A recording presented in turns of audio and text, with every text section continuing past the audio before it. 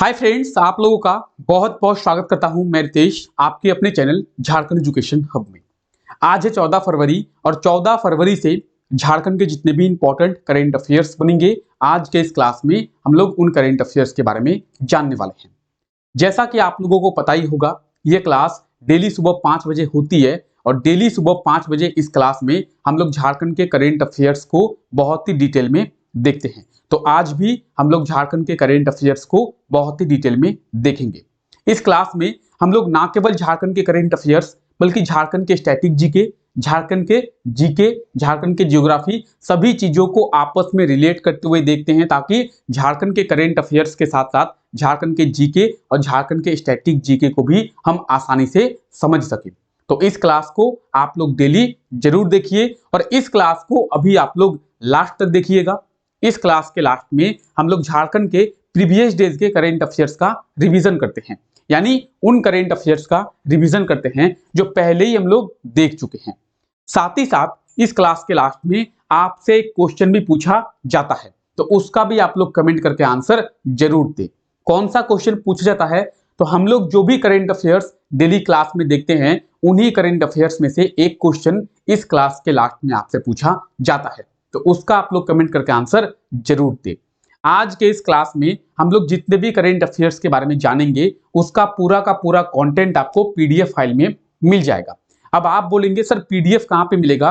तो पीडीएफ आप लोगों को हमारे टेलीग्राम चैनल पे देखने को मिल जाएगा। तो आप लोग अभी जाके हमारे टेलीग्राम चैनल को ज्वाइन कर ले। टेलीग्राम का लिंक आपको इस क्लास के नीचे डिस्क्रिप्शन में मिल जाएगा, तो आप लोग टेलीग्राम को जरूर ज्वाइन कर ले। चलिए हम अपने क्लास को शुरू करते हैं और देखते हैं आज के हमारे करेंट अफेयर्स के बारे में। क्लास शुरू करने से पहले मैं आपसे रिक्वेस्ट करूंगा कि अगर आप लोग इस चैनल पे नए हैं तो चैनल को अभी सब्सक्राइब कर दे और बेल आइकन को आप लोग जरूर प्रेस कर दे ताकि हमारे आने वाले लेटेस्ट वीडियो का नोटिफिकेशन आप लोगों को मिल सके। और अगर ये क्लास आपको अच्छा लगे तो क्लास को लाइक भी जरूर कर दे। तो चलिए आज के इस क्लास को शुरू करते हैं। अब देखिए, आज का हमारा पहला करंट अफेयर है कि राज्य के कितने सरकारी स्कूलों में किचन गार्डन का निर्माण किया जाएगा। ये आज का हमारा पहला करंट अफेयर है। अब बात करेंगे किचन गार्डन की, तो किचन गार्डन होता क्या है इसके बारे में जानेंगे और हम लोग जानेंगे कि झारखंड के कितने सरकारी स्कूलों में इस किचन गार्डन का निर्माण किया जाएगा। सबसे पहले बात करेंगे इसके आंसर की, तो इसका सही आंसर होगा 4960। झारखंड के 4960 स्कूलों में, कौन से स्कूल? सरकारी स्कूल, यानी लगभग हम लोग कह सकते हैं लगभग 5000, लेकिन 5000 स्कूल नहीं है, 4960 स्कूल है। तो झारखंड के 4960 सरकारी स्कूलों में किचन गार्डन का निर्माण किया जाएगा। अब आप बोलेंगे सर किचन गार्डन क्या होता है? बात करेंगे इस क्वेश्चन की, तो इस क्वेश्चन का सही आंसर होगा ऑप्शन ए। अब हम लोग जानते हैं किचन गार्डन के बारे में। 4960 स्कूलों में किचन गार्डन का निर्माण किया जाएगा। तो ये किचन गार्डन होता क्या है?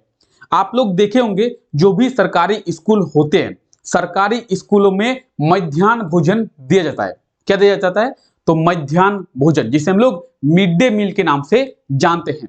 अगर आप लोगों को यह भी नहीं पता कि मध्याह्न भोजन क्या होता है, तो मैं आप लोगों को बता दूं, सरकारी स्कूलों के बच्चों को टिफिन के समय, ब्रेकफास्ट के समय खाना दिया जाता है। टिफिन के समय खाना जो है वो सरकार की ओर से दिया जाता है, उसे ही मध्याह्न भोजन के नाम से जानते हैं। आई होप आप इतना समझ गए होंगे। अब मध्याह्न भोजन के साथ किचन गार्डन का क्या रिलेशन है, ये आप सोच रहे होंगे। किचन गार्डन क्या है? तो स्कूल जो है, सरकारी स्कूल के आसपास का जो एरिया है, जो स्कूल का ही है, सरकारी स्कूल के आसपास का जो एरिया है, वहां पे सरकारी स्कूल के बच्चे और सरकारी स्कूल के मास्टर यानी टीचर और स्टूडेंट दोनों के द्वारा सब्जियां, फल आदि को लगाया जाएगा। यानी मतलब ये कि वैसे सब्जियां, वैसे फल जिसका इस्तेमाल मध्याह्न भोजन में किया जा सके, उनका खेती उस जगह पे किया जाएगा, यानी स्कूल के आसपास के जगह में किया जाएगा।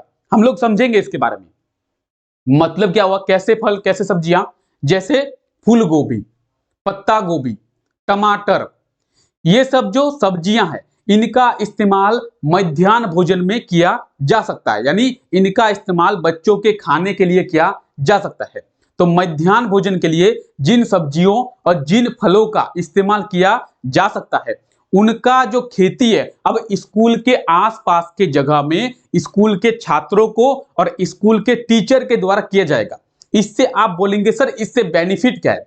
इससे बेनिफिट ये है कि स्कूल के जो छात्र हैं, सरकारी स्कूल के छात्र जो हैं और झारखंड के जो छात्र हैं वो खेती पे रुचि लेंगे और एग्रीकल्चर पे ध्यान देंगे और एग्रीकल्चर के नए नए तरीकों का आगे चल के वो खोज करेंगे।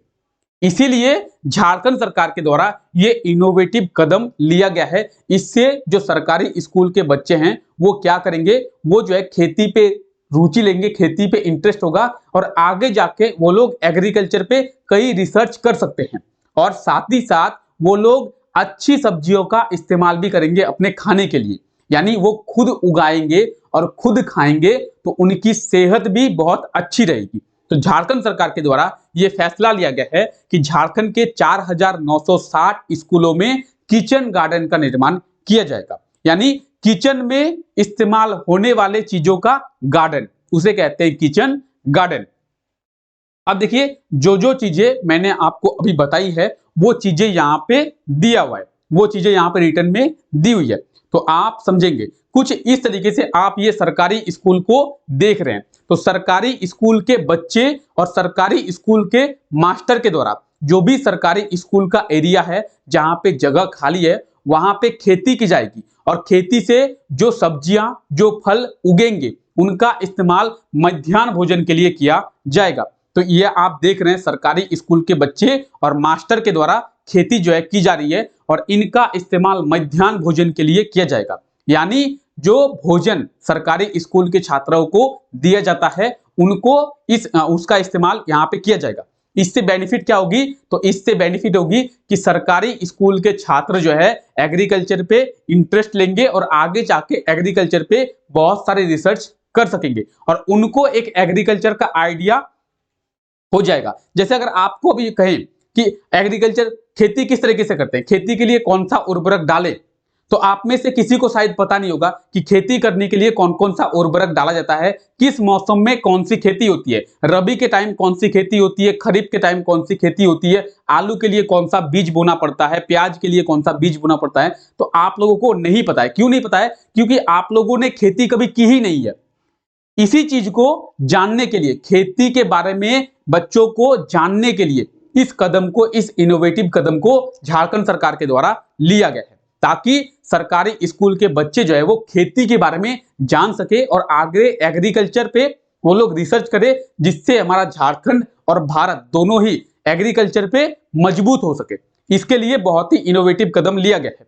अब झारखंड सरकार के द्वारा इन 4960 स्कूलों को 5000 रुपए की राशि भेज दी गई है। 4960 स्कूलों को 5-5 हजार रुपए की राशि दी गई है। इस 5000 रुपए की राशि से वो बीज, उर्वरक आदि खरीदेंगे और जो है किचन गार्डन का निर्माण करेंगे, यानी वहां पे खेती करेंगे। तो इतनी चीजें आप लोगों को आई होप समझ में आ गई होगी। ठीक है, तो चलिए आगे बढ़ते हैं हम लोग और अगला क्वेश्चन देखते हैं। अगला क्वेश्चन क्या है? अगला क्वेश्चन है, हाल ही में कब द्वितीय राष्ट्रीय लोक चित्रकला प्रदर्शनी का आयोजन किया गया था? तो द्वितीय राष्ट्रीय लोक चित्रकला इसका प्रदर्शनी कब किया गया था? तो इसका सही आंसर क्या होगा? इस क्वेश्चन का सही आंसर हो जाएगा 12 फरवरी। 12 फरवरी को द्वितीय राष्ट्रीय लोक चित्रकला प्रदर्शनी का आयोजन जो है वो किया गया था, यानी ऑप्शन सी जो है इसका बिल्कुल सही आंसर हो जाएगा 12 फरवरी। कहां पे किया गया था? तो इसका जो आयोजन है वो 12 फरवरी को रांची में किया गया था। डॉक्टर रामदयाल मुंडा जनजातीय कल्याण शोध संस्थान के द्वारा द्वितीय राष्ट्रीय जनजाति लोक चित्रकला प्रदर्शनी का आयोजन जो है वो रांची में किया गया था। तो ये आप देख सकते हैं। अब ये द्वितीय है तो पहला कभी मैंने आपको बताया था। ये आप देखिए 4 फरवरी को, कब? 4 फरवरी को प्रथम क्या किया गया था? तो राष्ट्रीय जनजाति लोक चित्रकला प्रदर्शनी का आयोजन किया गया था और 12 फरवरी को द्वितीय किया गया था। तो दोनों को आप लोग याद रखें, दोनों का ही आयोजन रांची में किया गया था। कहां पे? दोनों का आयोजन ही रांची में किया गया था। ठीक है, तो इसे आप लोग याद रखें। चलिए आगे बढ़े। और देखते हैं अगले क्वेश्चन के बारे में। अगला क्वेश्चन है, हाल ही में झारखंड के कितने स्कूलों का चयन जो है उत्कृष्ट विद्यालय पुरस्कार के लिए किया गया है? तो झारखंड के कितने स्कूलों का चयन उत्कृष्ट विद्यालय पुरस्कार के लिए किया गया है? इसका सही आंसर क्या होगा? तो इसका सही आंसर होगा झारखंड के 80 स्कूल। कितने? झारखंड के 80 स्कूलों का चयन जो है वो उत्कृष्ट विद्यालय पुरस्कार के लिए किया गया है। यानी इस क्वेश्चन का सही आंसर होगा ऑप्शन डी 80। झारखंड के 80 स्कूलों का चयन उत्कृष्ट विद्यालय पुरस्कार के लिए किया गया है और 325 स्कूलों का चयन जो है आदर्श विद्यालय के लिए किया गया है। बात करेंगे उत्कृष्ट विद्यालय की तो 80 और आदर्श विद्यालय की तो इसके लिए 325। ठीक है, तो झारखंड के 325 सरकारी स्कूल और 80 जो है सरकारी स्कूलों का चयन उत्कृष्ट और आदर्श के लिए किया गया है। तो इसे आप लोग जरूर याद रखेंगे। ठीक है, चलिए अगला क्वेश्चन देखें हम लोग। तो हमारा अगला क्वेश्चन है, हाल ही में झारखंड के कितने लड़कियों का चयन Savitribai Phule single girl child fellowship 2022-23 के लिए किया गया है? किसके लिए? तो इसे आप लोग याद रखेंगे। Savitribai Phule single girl child fellowship 2022-23 के लिए किया गया है। कितने लड़कियों का? तो झारखंड के 8। कितने? झारखंड के 8 लड़कियों का चयन किया गया है। ऑप्शन ए जो है इसका बिल्कुल सही आंसर हो जाएगा 8। झारखंड के 8 लड़कियों का चयन Savitribai Phule single girl child fellowship 2022-23 के लिए किया गया है। इसके बारे में आप लोग जानें। ठीक है, अब बात करेंगे 8 लड़कियों का। आर्या राज, अंशुका, सप्ताप्ती, अपर्णा गांगुली, प्रियंका कुमारी, नेहा चक्रवर्ती, प्रांजल शाह, शिप्रा हर्ष और उपाही आइन। इन 8 खिलाड़ियों का इन 8 विद्यार्थियों का चयन जो है Savitribai Phule fellowship for single girl child के लिए किया गया है। तो ठीक है, इसे आप लोग जरूर याद रखेंगे। ठीक है, आगे बढ़े, हम लोग आगे बढ़ते हैं और अगला क्वेश्चन देखते हैं। अगला क्वेश्चन है, हाल ही में कब विश्व दलहन दिवस मनाया गया है? विश्व दलहन दिवस मनाया गया है। विश्व दलहन दिवस की बात करेंगे तो ये 10 फरवरी को मनाया जाता है। 10 फरवरी को प्रतिवर्ष विश्व दलहन दिवस मनाया जाता है। हमारे खाने में दलहन की उपयोगिता और दलहन के बारे में लोगों को बताने के लिए प्रतिवर्ष विश्व दलहन दिवस मनाया जाता है।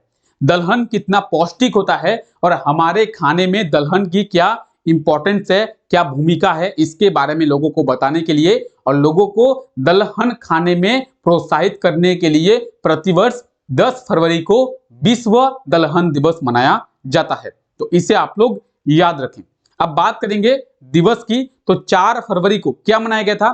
4 फरवरी को जेएमएम का स्थापना दिवस भी मनाया गया था। 4 फरवरी को जेएमएम का स्थापना दिवस मनाया गया था। 2 फरवरी को बिरसा कृषि विश्वविद्यालय का दीक्षांत समारोह का आयोजन भी किया गया था। कब? तो 2 फरवरी को। ठीक है, चलिए साथ ही साथ 4 फरवरी को हम लोग ने देखा था विश्व कैंसर दिवस। कब? 4 फरवरी को। विश्व कैंसर दिवस भी 4 फरवरी को मनाया गया था। तो इन सब चीजों को आप लोग याद रखेंगे। ठीक है, तो विश्व दलहन दिवस की बात करेंगे 10 फरवरी को मनाया गया है। अब देखिए, आप ये जो क्वेश्चन देख रहे हैं, ये क्वेश्चन आपसे पिछले क्लास में पूछा गया था। क्वेश्चन क्या है? तो क्वेश्चन है, हाल ही में झारखंड के किस जिले के जलाशयों में 5 सबसे दुर्लभ गरुड़ देखने को मिला है? तो 5 सबसे दुर्लभ गरुड़ जो है लोहरदगा जिले के जलाशयों में देखने को मिला है। यानी इस क्वेश्चन का सही आंसर होगा ऑप्शन बी लोहरदगा। ठीक है, और आज के लिए आपका क्वेश्चन क्या है? तो आज के लिए आपका क्वेश्चन है, झारखंड के रांची स्टेशन से वंदे भारत ट्रेन की शुरुआत की जाएगी। तो कितने वंदे भारत ट्रेन की शुरुआत की जाएगी? ये आज के लिए आपका क्वेश्चन है कि झारखंड के रांची स्टेशन से कितने वंदे भारत ट्रेन की शुरुआत जो है वो की जाएगी। तो जो भी इसका सही आंसर होगा आप लोग कमेंट करके आंसर दे और इसके बारे में आप लोग डिटेल में जरूर लिखे। ठीक है, चलिए क्लास को आगे बढ़ाते हैं और झारखंड के प्रीवियस डेज के करंट अफेयर्स का हम लोग रिवीजन करते हैं ताकि पिछले दिनों के करंट अफेयर्स भी हमें याद रहे। अब बात करेंगे पहले क्वेश्चन की, तो झारखंड के किस जिले के छात्र के द्वारा बनाए प्रोजेक्ट हैंडपंप का पानी पीने योग्य नहीं है को एक्सीलेंट अवार्ड दिया गया है? इस क्वेश्चन की बात करेंगे, ऑप्शन बी इसका बिल्कुल सही आंसर हो जाएगा बोकारो जिले के छात्र हैं, उनके द्वारा झारखंड का हैंडपंप का पानी जो है पीने योग्य नहीं है, ये प्रोजेक्ट बताया गया है और इस प्रोजेक्ट में झारखंड के पानी की गुणवत्ता के बारे में बात की गई है। इस प्रोजेक्ट में झारखंड में पानी की गुणवत्ता के बारे में बात जो है वो की गई है। तो इसके बारे में हम लोग डिटेल में देख चुके हैं। ठीक है, झारखंड में हैंडपंप का जो पानी है वो कितना अच्छा है, आप उसे कितना पी सकते हैं, इसके बारे में बताया गया है। बात करेंगे तो आज भी झारखंड में 70% लोग जो है हैंडपंप का पानी या फिर दूषित पानी पीने के कारण बीमार होते हैं। आज भी हमारे झारखंड में 70% लोग दूषित पानी पीने के कारण ही बीमार हो जाते हैं। ठीक है,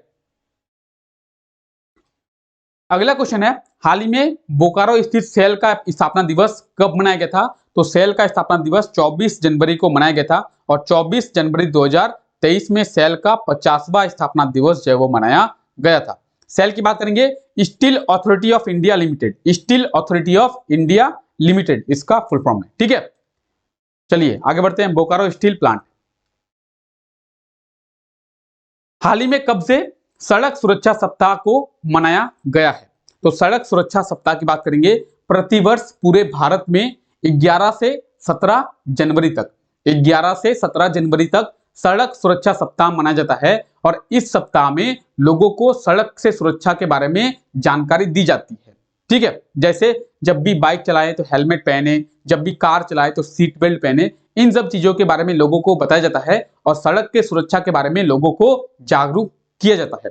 तो 11 से 17 जनवरी तक सड़क सुरक्षा सप्ताह को मनाया गया है और इसकी जो शुरुआत है वो 11 जनवरी से की गई है। इसकी शुरुआत 11 जनवरी से की गई है। 11 से 17 जनवरी तक सड़क सुरक्षा सप्ताह को मनाया जाता है। ठीक है, चलिए आगे बढ़े। रोड सेफ्टी के बारे में लोगों को जागरूक किया जाता है। महाराष्ट्र में आयोजित नेशनल रोड रेस चैंपियनशिप में बोकारो के नारायण महतो ने कौन सा पदक जो है वो प्राप्त किया है? तो बोकारो के नारायण महतो ने कौन सा पदक प्राप्त किया है, इसका सही आंसर क्या होगा? इसका सही आंसर होगा ऑप्शन ए गोल्ड मेडल। स्वर्ण पदक को प्राप्त किया है नारायण महतो ने। और झारखंड का नारायण महतो ऐसे पहले खिलाड़ी हैं जिन्होंने रोड रेस चैंपियनशिप में गोल्ड मेडल प्राप्त किया है। नारायण महतो की बात करेंगे तो ये जो है झारखंड के बोकारो जिले के रहने वाले हैं और ये जो है ऐसे पहले खिलाड़ी हैं जिन्होंने रोड रेस चैंपियनशिप में गोल्ड मेडल जो है वो प्राप्त किया है। तो इसके बारे में भी आप लोग याद रखेंगे। ठीक है, बाकी इनके बारे में हम लोग डिटेल में देख चुके हैं। और आप जो ये साइकिल पे बैठे हुए रेड कलर से टी शर्ट पहने हुए खिलाड़ी को देख रहे हैं, यही है नारायण महतो। कहाँ के? ये बोकारो जिले के रहने वाले हैं। और अगला क्वेश्चन है हमारा, हाल ही में कब प्रवासी भारतीय दिवस मनाया गया है? तो बात करेंगे प्रवासी भारतीय दिवस की, ये कब मनाया गया है? तो ये प्रतिवर्ष 9 जनवरी को मनाया जाता है। प्रतिवर्ष 9 जनवरी को प्रवासी भारतीय दिवस मनाया जाता है। 9 जनवरी को महात्मा गांधी दक्षिण अफ्रीका से भारत लौटे थे, इसलिए 9 जनवरी को प्रवासी भारतीय दिवस मनाया जाता है। ठीक है, चलिए